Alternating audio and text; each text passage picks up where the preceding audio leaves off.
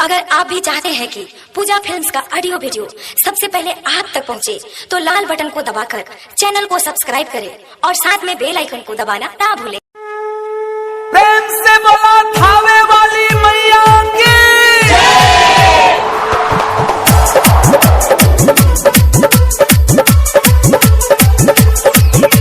Presented by Pooja films.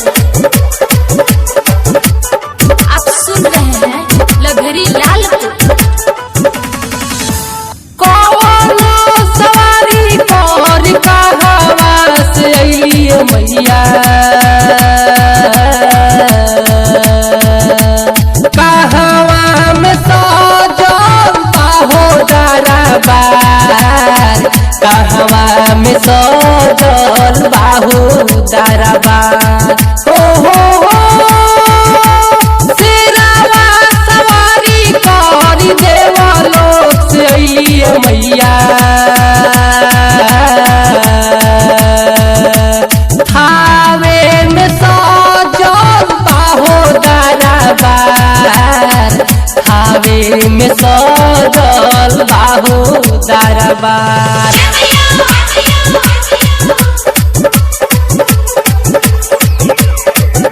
प्रेम से बोलो पटना वाली पटन देवी की।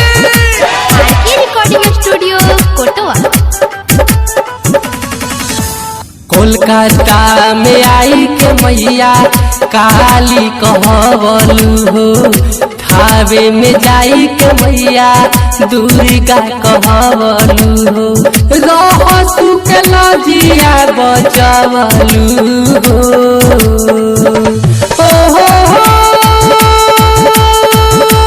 थावे नगरिया लागे मन भावन मैया, सेवा काश भरल बाहो दरबार, सेवा काश भरल बाहो दरबार। शेरावा सवारी करी देवा लोक से अइलिए मैया, थावे में सजल बाहो दरबार, थावे में सजल बाहो दरबार।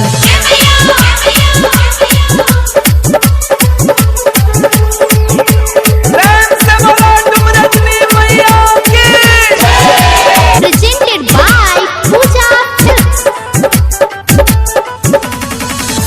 सुरहो सिंगारहो कैली शेरावा सवरिया हो, माथे मुकुट शोभे लहरे चुनरिया हो, चलत हल सेवा का दुआरिया हो।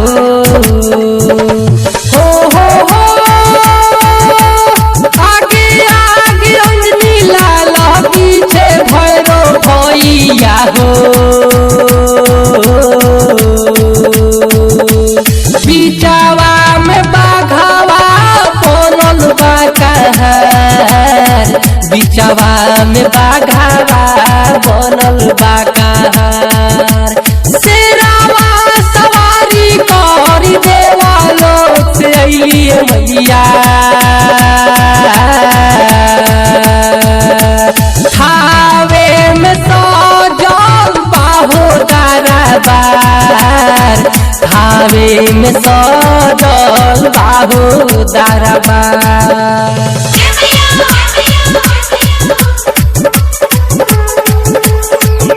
प्रेम से बोलो दुर्गा भवानी की। आप सुन रहे हैं लभरी लाल बड़ी मन भावन लागे दीनावा कुआरवा हो, 10 दिन पूजा भोला माई के दुआरवा हो, नीक लागे माई मन दिरिया हो।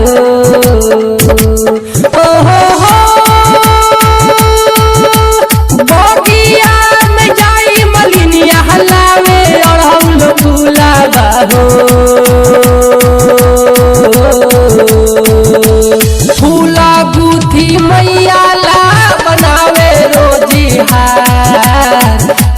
गुथी मैया ला बनावे रोजहार सिरावा सवारी कर देवालो से आइए मैया थावे में सजल बाहो दरबार थावे में सजल बाहो दरबार प्रेम से बोलो रवलिया रंगदेवी की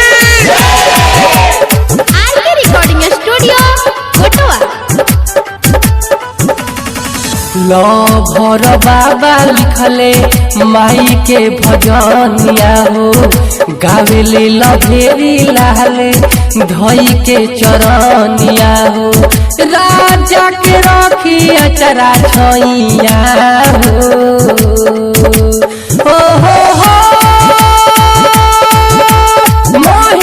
महिषासुर के बाध रउए पैनिए मैया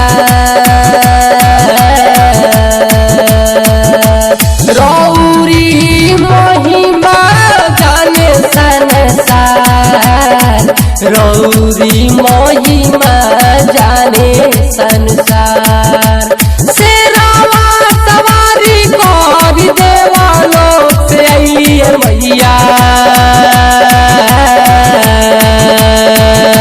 थावे में सजल बाहो दरबार थावे में सजल बाहो दरबार आरके रिकॉर्डिंग स्टूडियो कोटवा।